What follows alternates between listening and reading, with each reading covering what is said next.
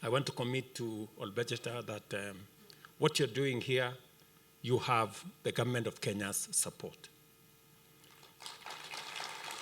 It is our policy position that land fragmentation is a threat to food security, is also a threat to wildlife.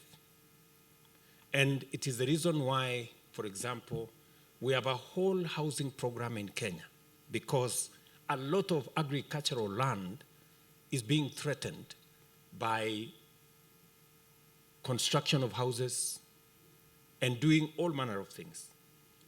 It is the reason why, for example, in Laikipia, we now have land to construct 4,000 units. As was said by Governor here, we started the first block of housing in Nanyuki. We have finalized the procurement of block of housing, about 1,500 in Nyahururu. We have another 2,000 housing units in Rumuruti, because progressively we want to make sure that we avoid land fragmentation that is threatening land for our agriculture and also land for conservation.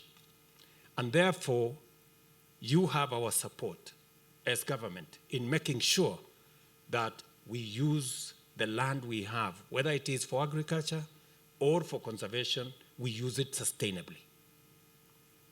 And that is why I agree also with you that the land we have under KWS, both in Eland Downs and also in the land we have in Mutara,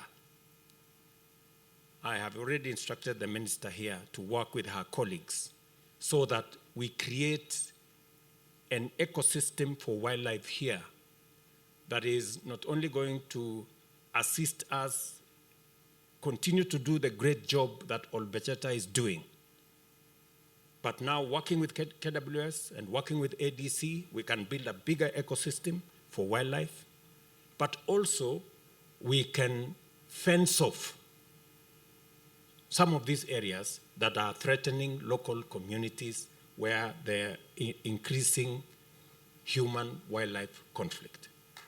I was here the other day in Marmanet. We're trying to see how we can reduce that conflict by making sure that we fence off areas so that we avoid the human-wildlife conflict.